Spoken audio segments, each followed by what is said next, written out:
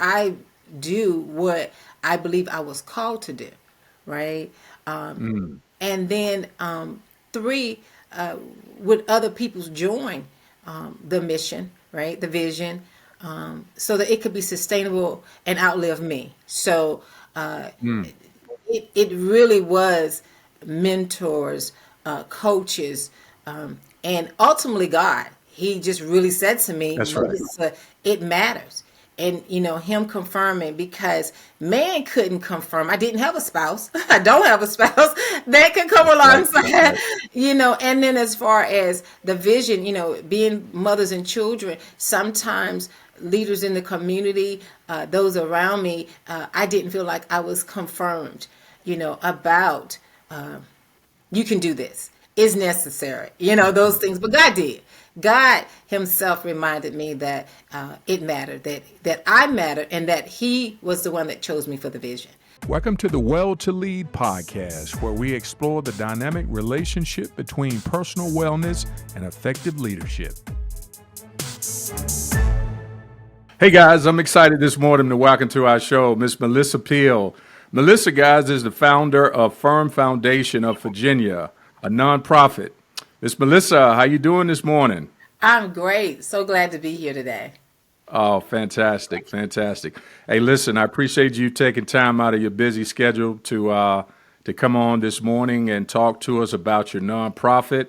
I had an opportunity, obviously, to do a little bit of research, learn a little bit about your foundation, and I'm hoping today that you can hopefully share a little bit more about what you guys do and some of the challenges that come along with running a nonprofit. Okay. Yes. So with that being said, how about you give us a little bit of a rundown on you, your background? I know you do teaching and some other things, so tell us a little bit about Melissa. Yes. And so I am a social worker by trade. And so I have my master's degree in social Okay. work and my undergraduate degree in human services counseling. Also a veteran of the United States Air Force. And so I definitely am committed to serving my country and community. I do teach. I teach Nice. online for VCU University, that's Virginia Commonwealth University, and social work policy classes. And so it is my hope to give back to new social workers, to share with them the knowledge and skills and abilities I have learned over the years. And so I really enjoy that as a part of the things I do in terms of giving back. That's good stuff. Good stuff. So you've been teaching how long? How long have you been doing the teaching part? I started the teaching actually during COVID in 2020. And so I'm going Really? on it's 5 years, going on 5 years of teaching. Of course, I do that Okay. outside of Firm Foundation, which is my heart and passion. And that's the nonprofit I organization got it. that you mentioned earlier. Yes. I got you. I got you. Good stuff. So you actually have a lot of things that you're doing. You're teaching. You're obviously running a nonprofit, and what I'm really interested in is how what inspired you to start this nonprofit. I mean, can you tell us a little bit about that? What actually caused you to move into that space, considering that you were a teacher and you had been Okay. teaching? So I'm just interested to find that out. Okay. So starting Firm Foundation actually uh, is more of a calling than a career decision. Um, Nice. over the course of several years, I have just felt an overwhelming burden for mothers, and so single mothers without. I'm a single woman without children, and so initially when Okay. this burden began to grow, I thought it was about me wanting children. I really did. Really? Yeah, but as time passed, it grew stronger, and just a weight of concern about Hmm. mothers. I mean, my pastor, every Mother's Day especially, would call forth mothers of different phases of life, whether that's a mother that's dealing with incarcerated children, or a grandmother that's raising her children, or a Hmm. single mom, just needed additional support and assistance. And I would be, from the beginning of service, that day. I would be crying, weeping throughout the Really? service. And yes, and that was for years. I think my family thought it was a little weird. And it became uncomfortable. Actually, it really did. It became uncomfortable. And an amazing thing about that is I would I would even go to other churches. So because it was such a reoccurring thing for me, I said, okay, I'm not going to my church because then I won't they won't call up mothers, but it didn't matter. And so the passion kept growing. And so as a social That's worker, of course interesting. yeah. I have to back up. Let me back up a little bit because you said so much there. There's a lot of powerful stuff you mentioned there. So you first basically felt the urge to do this. This was more like a calling for you. This wasn't just something that you were, you saw somebody else do, or just something that you just pull out of the air, but you felt the pulling.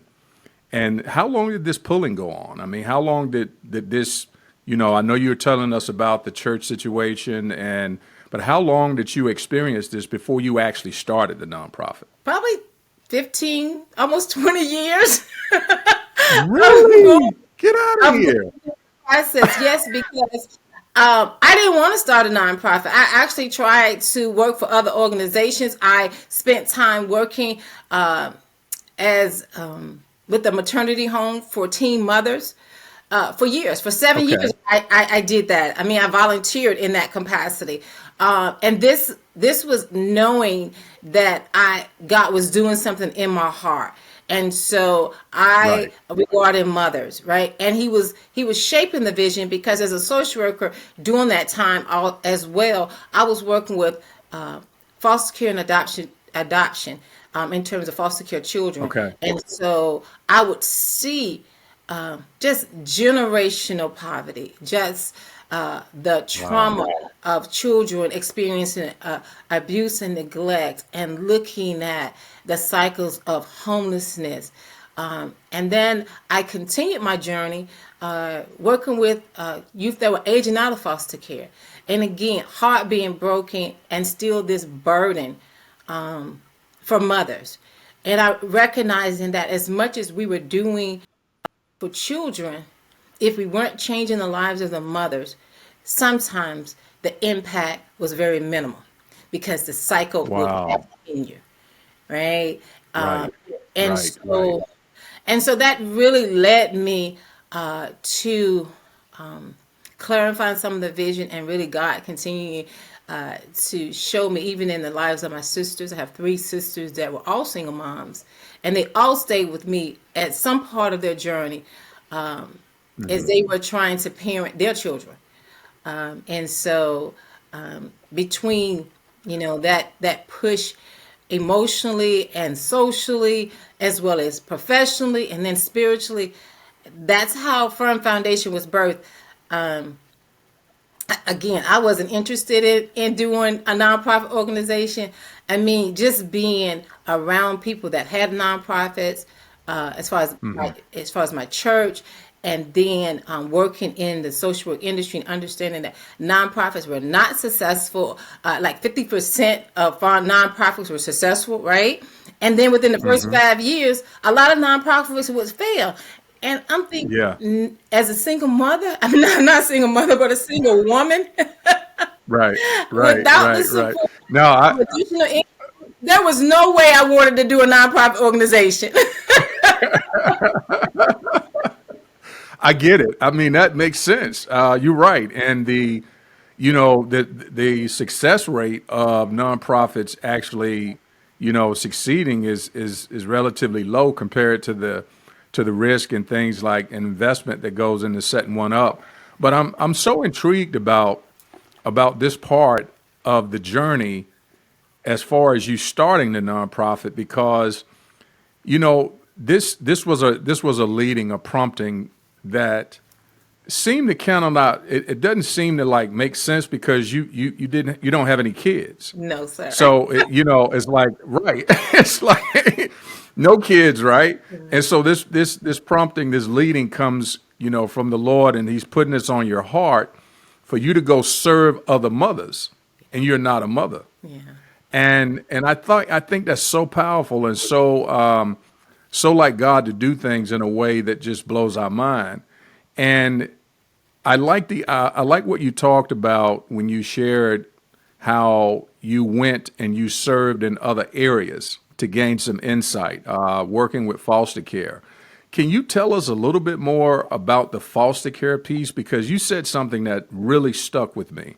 Because my wife and I, we had considered foster care at one point, but I never thought about foster care from this perspective. And that is, you had indicated that it's important for the children, obviously, that's in the system, but it's equally important to reach the mothers that are in the system. Can you talk more about that? I'm really interested to hear more about that. So what I was finding is that these young mothers weren't getting the support that they needed to maintain their children. Once those children are taken, it's hard for them to get them back because they're Right. faced, yeah, they're faced with poverty, sometimes low education, and low resources. And so I find that their children grow up in that environment or are taken away from them, and those mothers themselves have seen their mothers do the same thing. And so, and so I really felt like they needed education. They needed additional support and system assistance beyond what the system could provide for them. Right. Because a lot of Right. times, you're in communities that are not exposed to certain things. You're in communities that are very limiting, and them having a mindset of, this is all I can do. This is what's expected of me to do. And my family did this, so this is what I'm going to do. And that broke my heart because Wow. they weren't learning how to parent. They weren't learning there was more that they have access to or could have access to. And I wanted to change that. I wanted to be in a position of hope, to provide hope for them, because I think with being in the military and leaving home at 17 to go into the military, seeing other Really? places and faces, yes, sir, seeing other Okay. places and faces, that broadened my horizon, and so I felt like if we can get them out of their situation or expose them to more, that would help turn and change the trajectory for their children. Wow. Wow. That's awesome. That's awesome. So now you went through this calling of such, and you've had the opportunities to work with some of these other agencies to really see some of the needs. So you finally get to a point where you said, okay, enough's enough. I got to go ahead and do this myself. I have to go ahead and start. When did you actually start? What year was it? So I actually sat down and began to write the vision. You know, they said write the vision to make it Okay. plain. That's right. And That's right. in Make it play. That's 2013, right.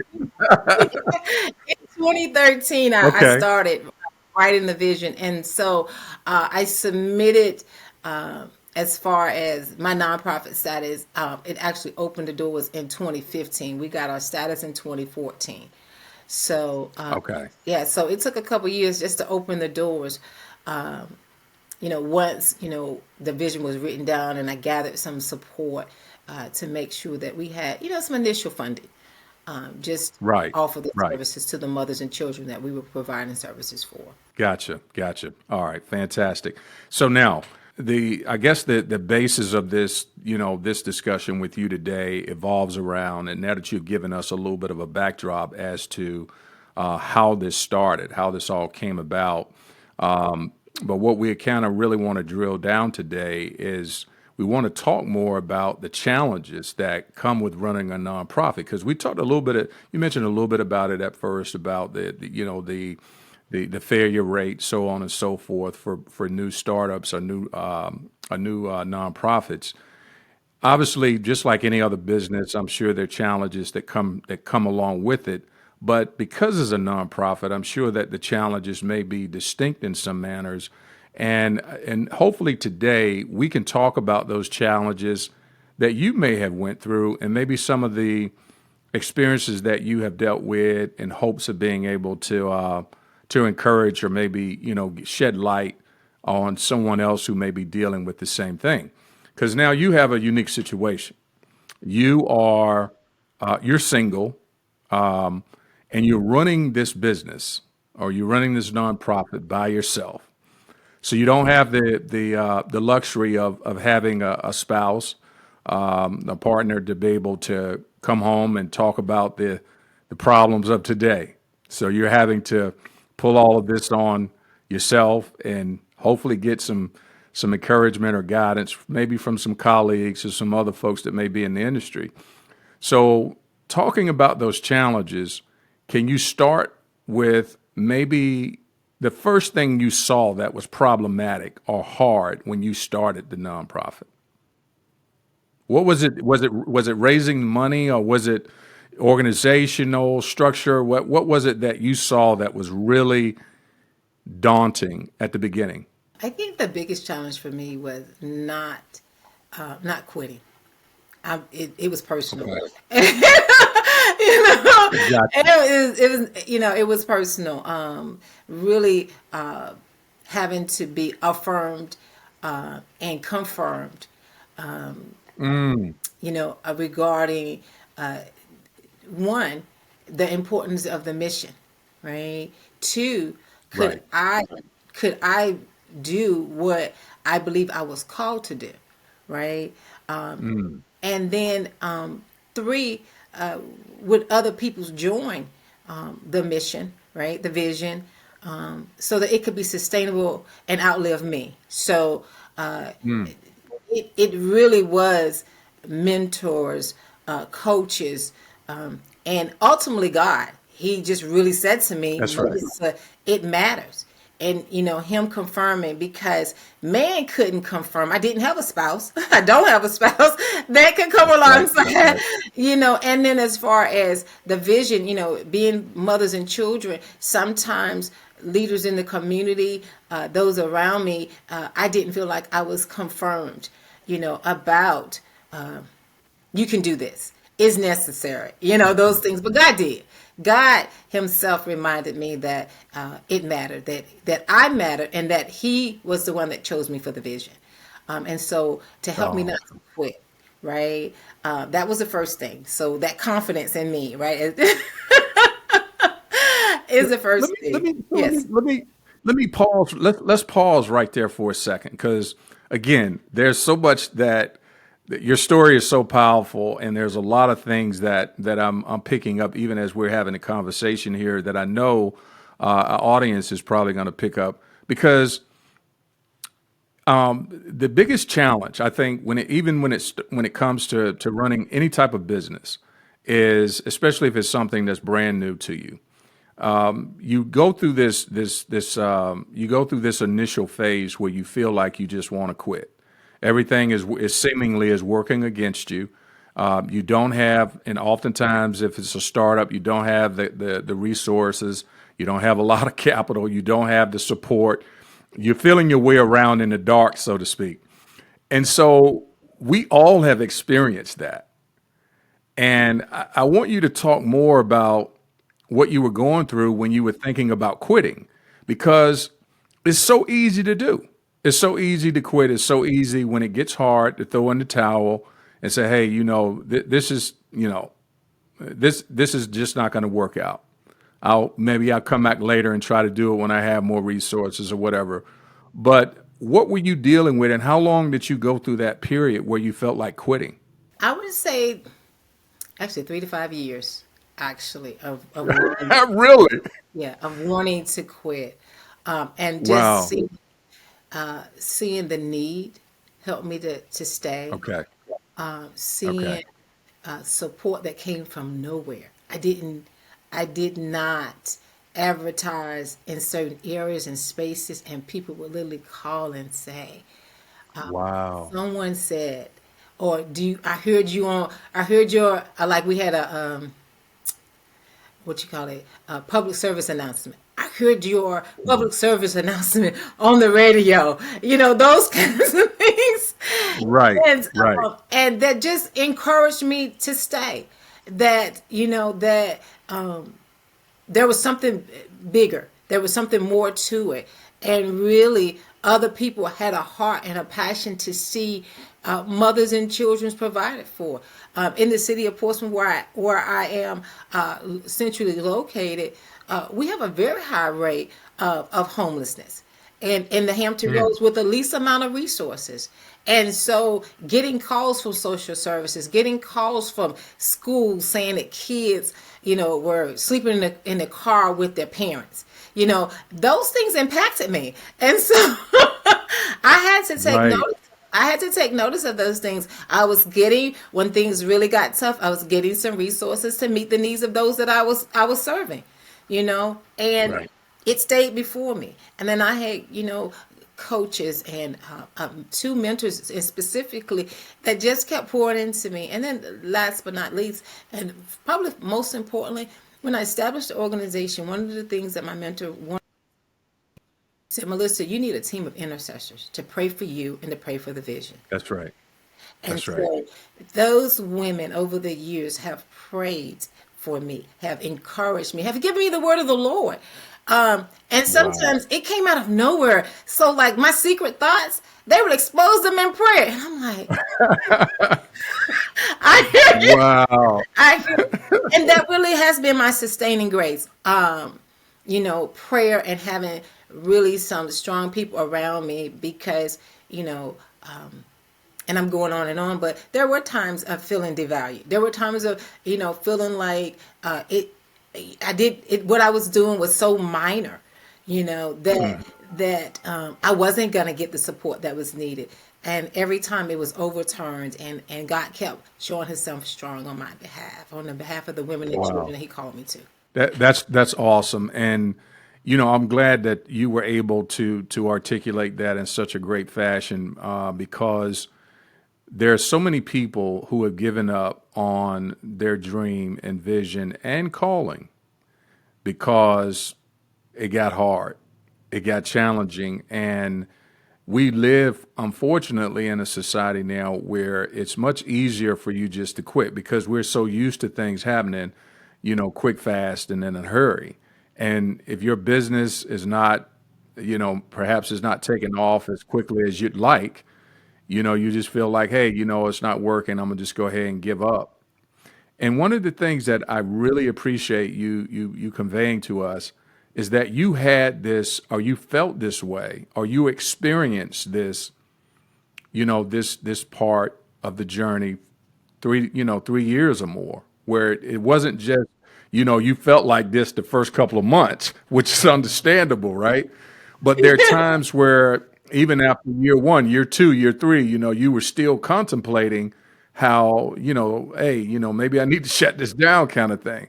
So I think that's so powerful that you're able to convey that to our audience because sometimes we feel like if it's not, first of all, if it doesn't happen quick, then certainly we contemplate throwing in the towel, but we feel like quitting and we're thinking about quitting, and sometimes you feel like maybe you should quit because you're thinking about it and you're thinking, well, why am I still having this feeling? you know but that feeling can go on, yet you're still putting your hands to the plow, you're still working, you're still trusting God, you're still seeing things come into being. So it's not just something that we should act on, is what I'm saying, that I gathered from what you experienced, because now all these years later, thank God that in year two, year three, you didn't quit. You know what I'm saying? I mean, Exactly. because of the lives that you have impacted. So the point is, to folks who are perhaps starting a nonprofit or maybe even starting some business venture, don't think it's strange that you're going to feel like quitting, because it's going to get hard. It's going to be some challenges along the way. But you said something that I think is really important to remember. You talked about how God was allowing you to see that this is something you were called to do, that it was more than just, again, a job, or more than just something that you pull out of the air, but this was a calling. And so there was that was that piece. And then you surrounded yourself with coaches and people that could help mentor you and help give you encouragement as you were going along the way. So that tells me a couple things. We can't do this by ourselves. And that's the other thing that we need to realize, right? When you're starting out in these ventures, you can't go it alone. You cannot. You cannot go it alone. And I am so glad that you mentioned about the mentors. And I think more importantly, you had a strong why. Your why was formed at the very beginning when you couldn't understand why you had this pulling for mothers. And you got an opportunity to work in industries where you saw firsthand how, you could impact mothers and how important they were. So I think having a strong why as to, what it is that you're doing is also critical. So I'm so glad you said it. I'm so glad you brought that piece up because, man, I can't tell you the number of people and we all feel like that. I've, had business ventures and stuff I've gotten into and you just like, man, I'm gonna throw the towel in. This ain't working. Yes, yes, And, I can and hear then you God will send you. 100%. Yes. He'll send you something to remind you that, hey, don't give up. I am so glad that, again, that you mentioned about God's promptings and you had surrounded yourself with people to help you along the way. Otherwise, it could have been a different result, right? Yes, sir. Definitely a different result. Having people around me that could speak life, that can encourage and strengthen at those low times was so vital, you know. Right, right. How'd you find this group? Was it just folks that you knew that was in the industry, or how'd you find these mentors? Two of the mentors were from church, actually. And Okay, yeah, I had known them for years. And so they were not doing nonprofit work, in terms of mentoring per se.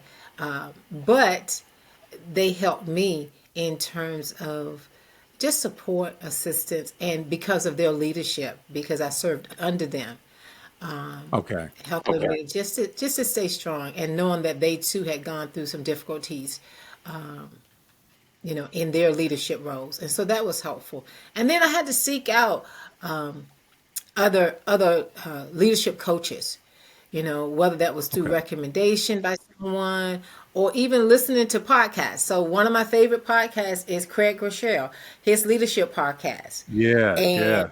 I download his podcast. I listen to it because I'm a continual learner, right? And That's right. so I love his saying. He says, "Everyone wins when the leader gets better." And so that was one of the things I had to hold on to. Melissa, you got to That's get right. better That's right. in order to make this thing, in order you to survive, right? That's right. That's right. So, That's right. I intentionally sought out those, and then the providence. God brings what you need when you need it. This past year, even, I met a lady that introduced me to organization called Women Who Lead, and it's sponsored by Black Brand, which is a Black Chamber of Commerce here in Hampton Roads. I had Okay. never heard anything about this group. And they really, in this last year, has helped me like make quantum leaps in my leadership. Just to support it and that information and the amount of speakers that they bring through, have brought through, has been tremendous. It's been actually a game changer for me. Wow. And so, needing to seek out those types of organizations as far as professional development, so that my leadership could grow. That way, my organization could grow. Right? That's right. That's right. That's right. No, that's a good point. Because when you're running a organization, everything rises and falls. We know on leadership, and there's never a moment in time where you stop growing and developing yourself. Because the more you invest in developing yourself and growing, the better off your organization's going to be. So it's always an evolving process that you have to go into where you're committed to learning. And I like that you mentioned that because I think that too often, we start something and you think that you know it all, and you don't know it all. Nobody knows it all.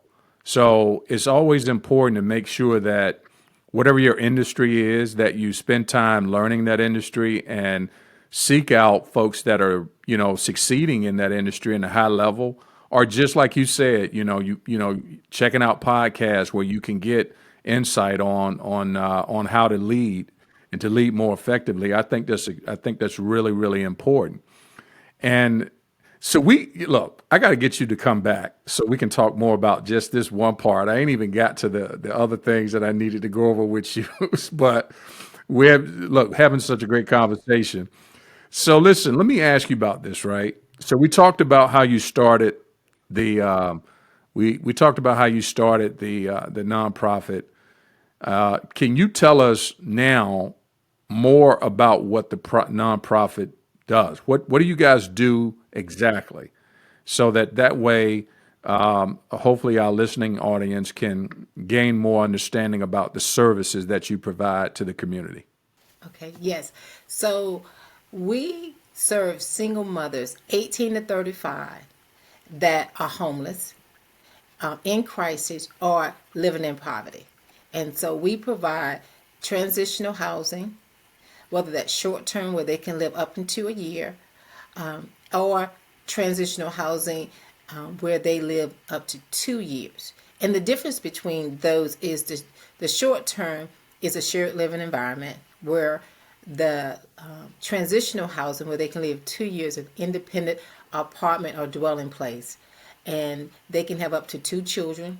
Now they may have some sort of employment in order to be a part of the program, but we provide financial education, transformational coaching. We provide life skill support, and I'm repeating myself. Please forgive me. Financial education, parenting education, as well as spiritual development. And so Okay. we try to invest in them socially, emotionally, spiritually, and financially. And I'm gonna take that back. We don't try, we do. We You do. invest in them. Right. I was going to say, you doing it. Yeah, you already doing it. So Yeah, do these are just, how do they find you? They just kind of like, are you working with like some of the agencies there to where they send you referrals, or how do these mothers reach out to you for the services? so so some of them come by word of mouth. Whether Okay. that's their church or a friend or family member have heard about Firm Foundation.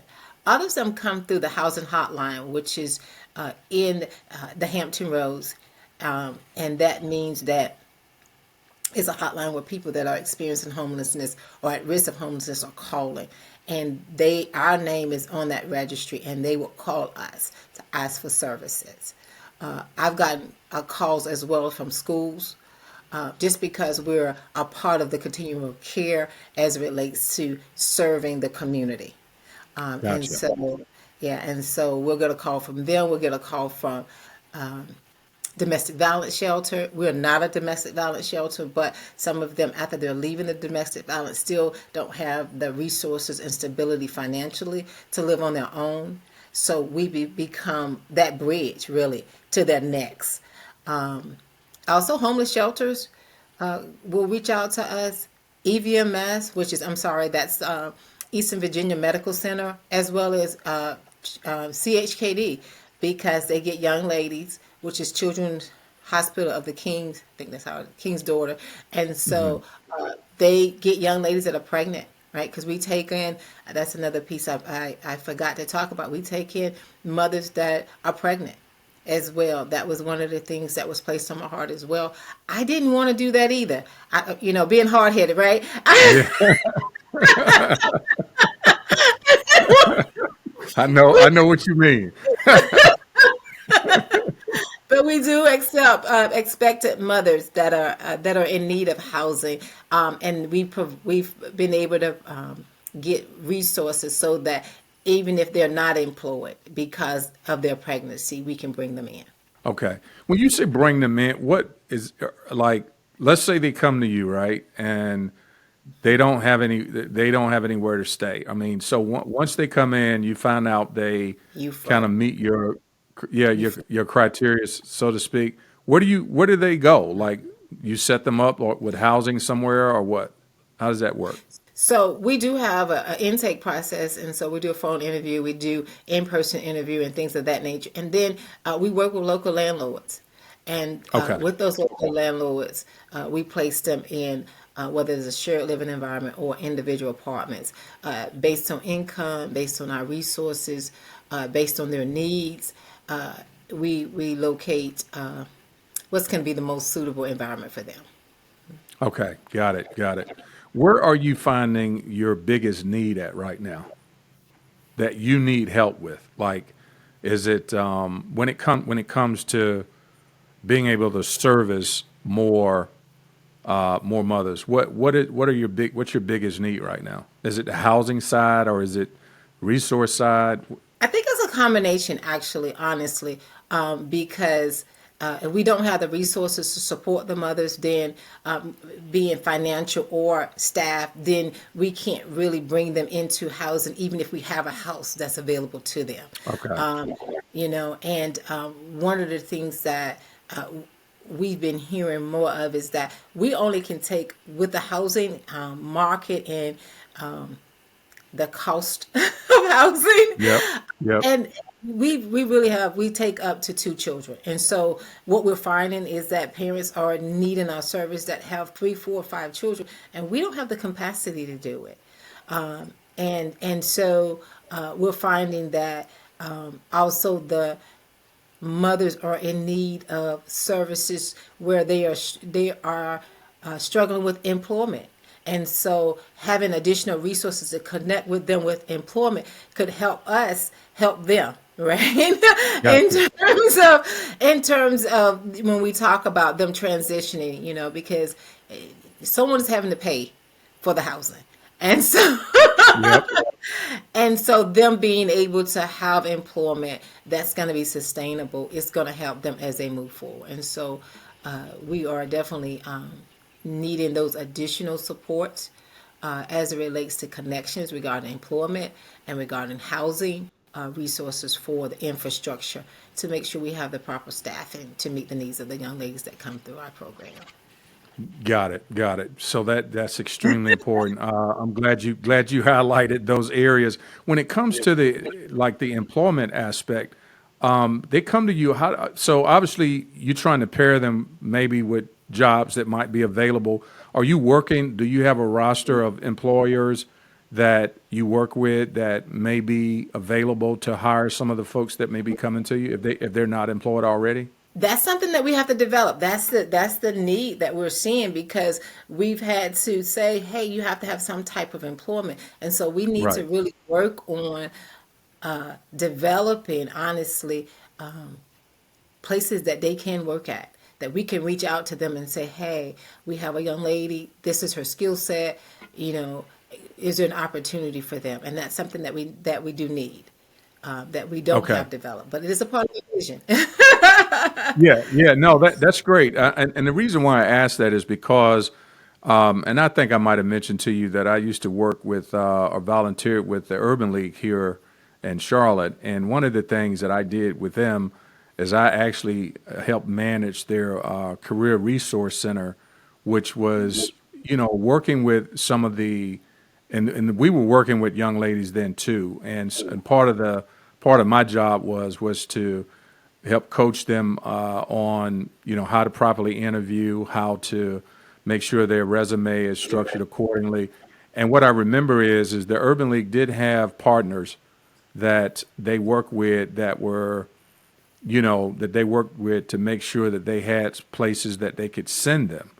And then also our job was to make sure that we help develop them as such and give them the tools that they needed to also do part of their job search on their own, and that was the piece that I was involved in, and that's the reason why I asked because I understand how the employment plays a huge role in the sustainability of what you guys are doing there. Because if they're not working, it's not going, if they don't have a job it's just not going to work. They need to have some type of employment.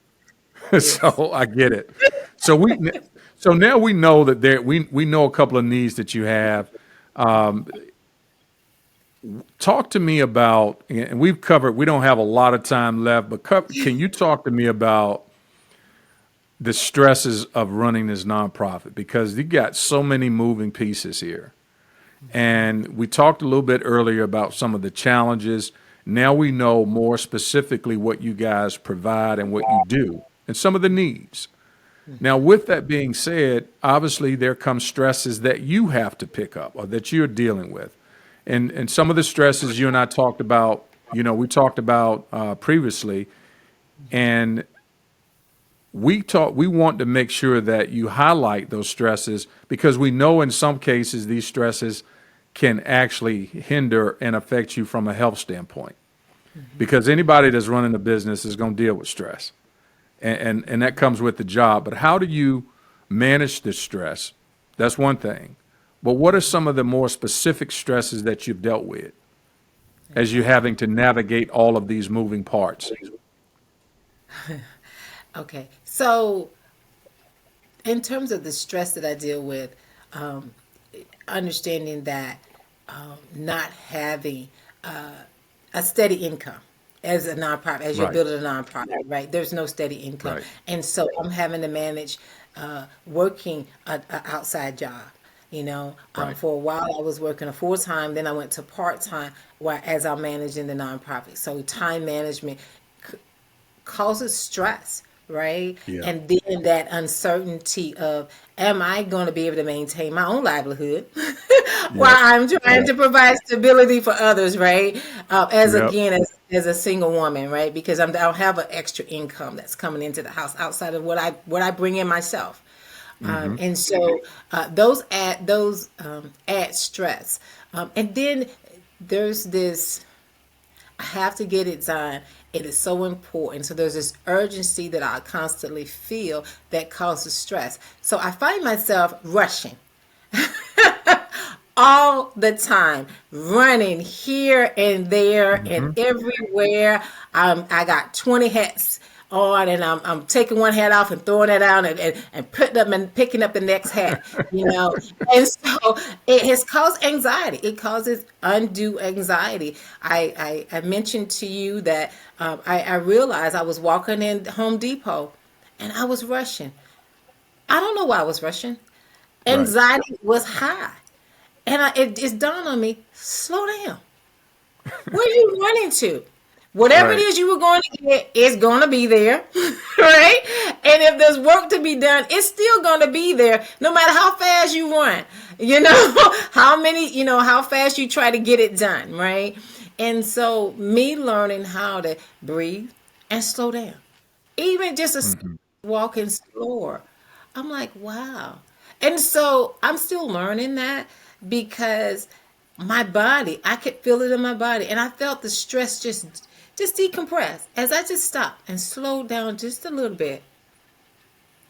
And so I'm learning how to do that, just to take care of me, because high blood pressure is real. And That's my, right. That's right. That's the truth. You're right. and so therefore that's a way of me taking care of myself. Another way of taking care of myself is I observe a Sabbath. On Sundays, I don't do front foundation. I That's it. just don't. As every now and then something might creep up, but for the most part, it's no. No, we're not working today. Don't call me. Don't ask me any questions. And even shut my own mind down. Melissa, this is not the day to think That's about it. procrastination. You have to have that time. And so I've committed myself to doing that, and as well as taking some time, at least 3 times a year, whether I'm going on a personal retreat, sometimes I'm just taking a day and I'm going Right. away. I'm sitting outside, or I'm in a hotel room or something, somewhere where I'm sleeping. I I'm Right. not talking to anybody. I'm not on social media. I'm not on my phone. I'm out in the wilderness. Something, just to take some time away, right? And then taking time for family members or a friend where we just go away. Why? Because Hmm. I need that time. to regenerate, to invigorate, to rest, That's so good. that I That's can good. survive. Yeah, so that I can survive. You're right. You're right. You want to be around to be able to fight another day. And if you don't take care of yourself, you jeopardize, a whole lot of things, not to mention obviously your own health, but, obviously the nonprofit and other things that you got going on. So if we can, let's talk, let me ask you a little bit more about the fear piece, Okay.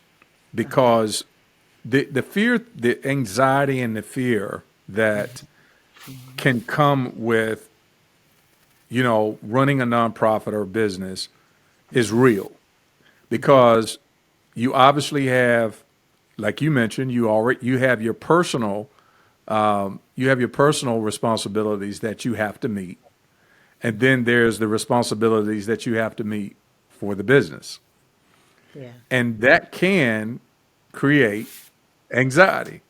I've Yes. been there, felt it, had to deal with it, because when you're trying to figure out, well, okay, how do I make payroll for the business?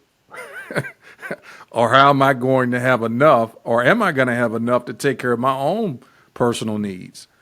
And this sometimes can become a problem to where it weighs on that business owner as such that it causes them to get in bad health, because you're worrying about things or dealing with things that you don't know how it's going to shake out sometime. So, what were some of the examples or maybe situations where you felt this fear or anxiety come on you? Maybe give us an example of a time that you can remember where you felt a high level anxiety. So one of the times when I felt the high level of anxiety was dealing with the landlord. We had a relationship with the landlord, and at the end of that year, we paid on time. The house was well maintained, but he just decided to go in another direction. And he gave us 30 at he said, at the end of this lease, it was like 30-day notice. Hmm. Hmm. Your lease is up, and I'm not going to renew. Well, I had young ladies in that place. That caused Right. undue anxiety. Yep. Yep. Because Yep. it wasn't about my livelihood, but it was about the livelihood of, at that time, it was two families that was living in that location. And I had to find me, not just me alone, but me and the for these young ladies, and thank God we were able to do that. But those kinds of unpredictable things that happen in your organization or in your business Right. uh, are real, and it causes, because it's unexpected, right? You don't expect that someone else is going to change their mind about the relationship that you're in. No, And that's not give true. you That's true. time. And so that caused a high level of anxiety. We were able to work through that, but that also let us look at, again, at the relationships that we were building, and the flexibility of being able to pivot, in terms of, when things that unexpected have happen, having something in place, and us looking at, so what happens when this happens, because Right. sometimes we don't have contingency plans when you're building. You don't think about contingency plans. You just That's think true. about That's true. you think about the now and how is it going today, You're right. You're right. but having those contingency plans in place, so that we're not locked in, or just devastated because Right. of things changing, at a moment's notice. Yeah. That's awesome. I'm glad you shared that experience with us, because you're right. There are times where you can't predict certain things that may pop off or may happen when you're running an organization like yours or any business. I mean, things do come up, and when you're in that rush mode, or you're in that mode now where something has to happen very quickly, it can bring on this level of anxiety that you again, it wasn't something that you did wrong or anything like that. It's just something that happened, and that's part of the journey, and learning how to manage those unforeseen circumstances that come up, because they will come up. They're gonna come up. You're gonna have things that will come up that you can't control, but you don't allow those things to affect you from a physical standpoint. Because when the problem happens, it's there, and Yeah. the best thing we can do is to look for a solution. But oftentimes, I know in talking to a lot of entrepreneurs, some of them tell me stories about waking up at night and not being able to sleep, having challenges, knowing they got to get something done, or they got this problem they're worrying about. So there are instances where you will have to deal with unforeseen circumstances. But I like the way you talked about, you learn from that, obviously, and you guys look at trying to set up contingency plans going forward, because that's the only way you learn, and, Yeah. and that's the way I look at things when they come unexpectedly. What can I learn from it? That's helped me to be able to put anxiety at bay when Yeah. things happen. What is it Yeah. that I'm supposed to learn from this? And again, going back to what we were talking about earlier, how important it is for leaders to make sure that they're always in the learning mode and growth and development mode, because every crisis brings with it a set of circumstances that will allow you to grow from it if you look at it with the right perspective, you know, and that's the thing, having the right Yeah, definitely, so, because I'm learning fear. It's not a roadblock. It really right. is an opportunity. It really is an Yep. opportunity, and I'm still learning that Yeah. because a lot of fears come up. Day to day, it comes up, but you have to be able to see it as an opportunity, not a roadblock. That it's not the That's end. right. It That's be the right. beginning of That's right. something new. Actually, Yeah, you know what? Oftentimes, I've had some great things that have come out of crises that I've been through, and sometimes it's the only way for you to learn. Unfortunately, because sometimes if everything is going smooth, you can't really learn a lot when everything is just rolling, right? But it's when you have those moments where you got to pivot, or when you have things that come up unexpectedly that are hard to deal with. It's taking that perspective and say, okay, I know I got a problem here. I gotta address this problem, but what can I learn from it to make me better the next time around? And that's helped me to process things a lot easier when it comes to dealing with stuff that comes with just running a business. Because you're gonna have those moments and things like that. Now, let me ask you this: you're dealing with the anxiety. What do you do? Are there anything specific that you do or find yourself doing to manage it? Because it happens, and it's going to happen to all of us. For me, I'll mention this example. One of the things that helped me deal with anxiety when it happens were two things. I try to figure out what is it I can learn from it. And the second thing I do is I'm active. I like working out a lot. So working out for me helps me to relax. It helps me to burn off some of that worry energy, so to speak. So that's a good way for me to be able to deal with anxiety, is through working out.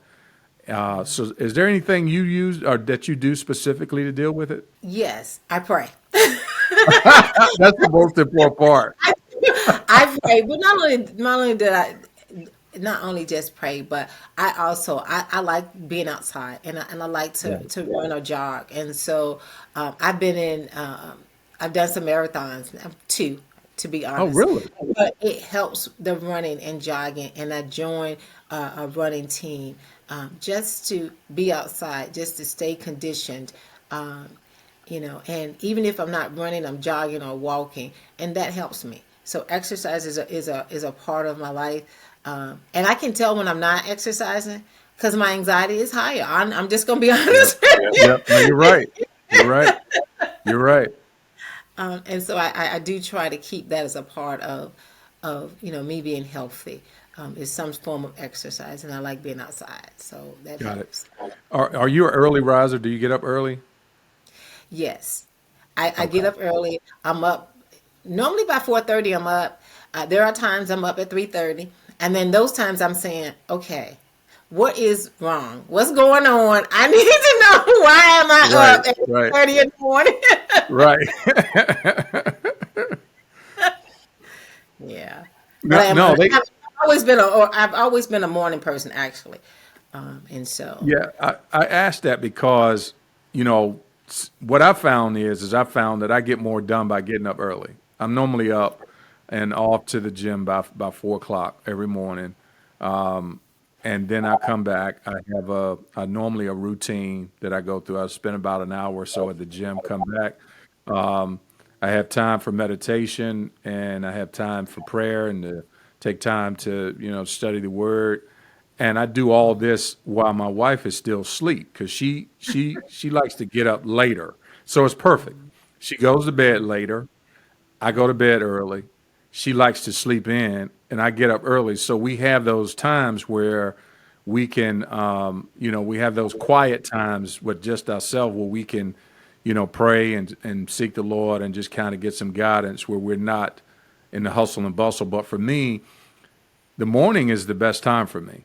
I get more done before 9 o'clock than yeah, probably most people do all day. And yeah, I don't normally. Another thing that helps me deal with anxiety and just a lot of a lot of distractions is not checking emails. I don't check emails or look at stuff on my computer relative to work until 9 o'clock. I don't do any of that. I don't check. I don't look at emails on my phone. I don't check my phone. I don't look at social media. All of that happens after 9 o'clock. wow, So nice. I'm from 4 until 9. It's all about me and the Lord, basically. Between working out, coming home and praying, taking time for prayer, meditation. And studying the Word, and just having quiet time without the distractions. And I didn't used to do that.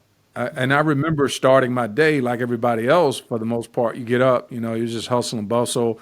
You're checking the cell phone, what messages have come through. You're looking at social media, and you're doing that first thing in the morning before you even get to work. And I found for me that I've become more productive as a result of taking that approach of just self development first thing in the morning.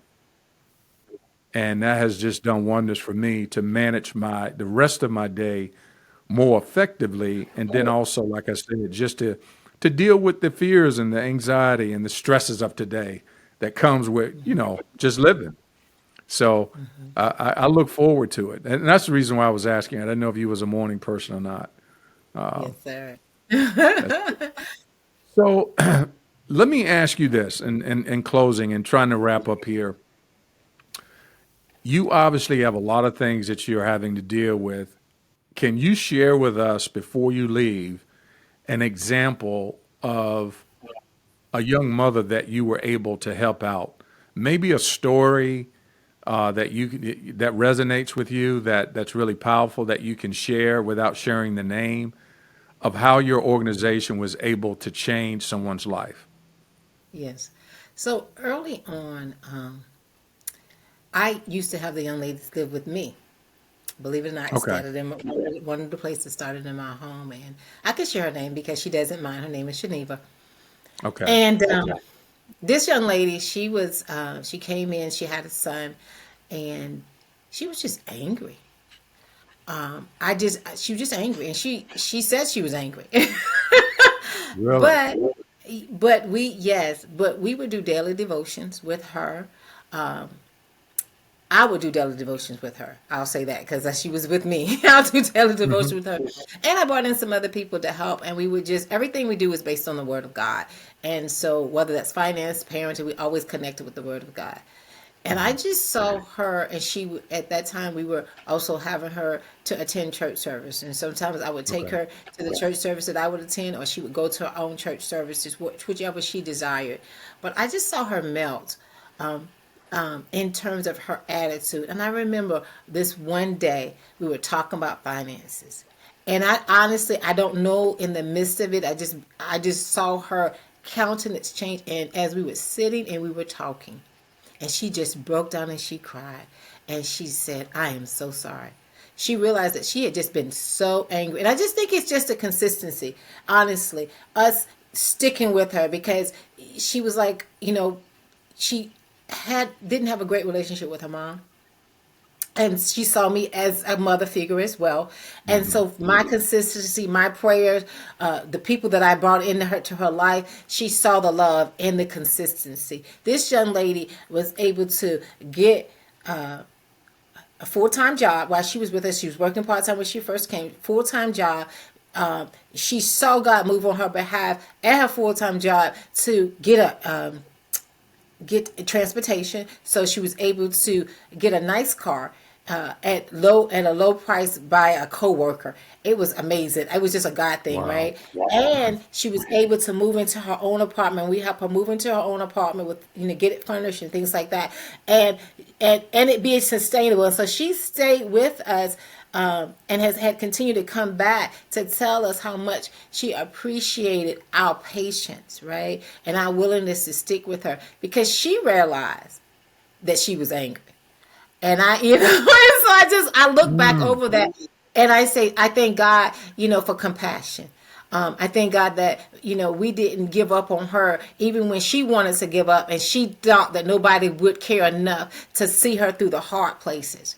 And so I always look back on her journey, and just that has really helped me to stick and stay, because years later, her son is growing up, and she'll send a picture, or she'll call, or she'll come to one of our events, and that changes everything. That's an encouragement, right? When you Yes. see the change, Yes. right? Yes. Yes. You're right. You're right. You're right. What an awesome story. What I mean, that's worth it right there.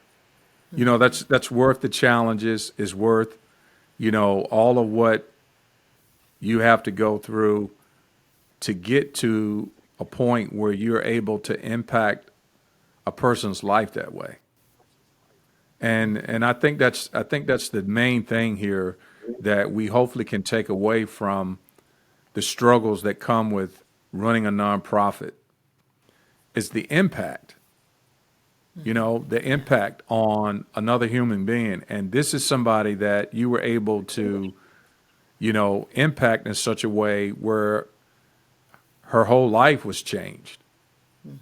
And I think that's really, really what it's all about. It's about serving others and putting their needs before our own. And I think that's the lesson that God wants to teach us all. And I'm just grateful that you had the opportunity to do it through your nonprofit. And I'm sure there are countless other stories where you've been able to impact, someone's life in just a great positive way. So I really appreciate you sharing that. And before we finish up, can you tell us, Melissa, really quickly, like some specific areas that you would love to have help in? Because I believe so much in just the short time I've known you and the time that we've spoken. I really believe in what you're doing. But if you can tell us maybe some current needs that you have that you can highlight before we close out.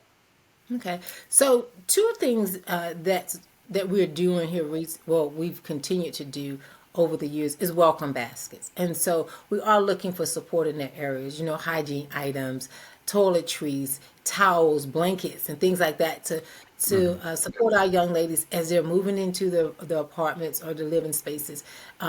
As well as their transition out, so that they can take things with them. And so welcome baskets. And we do have that information on our website, Okay. in terms of welcome baskets. We also are always looking for supporters or donors to support on a monthly basis, and that goes to helping our infrastructure, case management services, as far as the electricity and all the things that help has to go into maintaining office, the operational expenses. And so looking for donors for that. And then last but not least, it definitely was twofold. One of them is expertise. So I talked to you, I think, about legal expertise, people on the Right. that could sit on the board, whether that's, having a reach with landlords, just a community-based influence. And so we're looking for expertise, people that can serve on the board or committees or as volunteers. And so those are some areas that we are, as probably every nonprofit are looking for, but those are some Yep. of the areas that we can definitely highlight, in ways that people, can give back. Got it. No, that's good. That's good stuff. I certainly appreciate you going over that, and I think that's really important. You're right. A vast majority of nonprofits need the same thing, but I'm glad that you were able to articulate what you guys do and the impact that you're having on the community and the things that you really do have a need for. And I can, and I've already just in this conversation, I've already saw some areas that obviously I would like to help you guys out in myself personally. And the last thing, let me ask you this: with as far as the giving part, do you have like on your website, like where somebody could go and make a donation on the website? Is that Yes, on? and Do you have that's that on there? yes, it's on the website. That's firmfoundationva.org. Okay, got it, got it. Okay, all right. Where else can we find you at? Are you obviously you got the website? Are you on any social channels? We are actually on Facebook, Okay, and we're on Instagram. We're on Facebook and Instagram. okay, got it. Last thing, upcoming events that you guys have coming up going into this year. Yes, What do you have that's coming up that would be good to know about? we have a women's empowerment brunch that's going to be March the 22nd. And we are excited about that. That is, it's a smaller fundraiser, but it really is an opportunity to empower women in the community of all ages.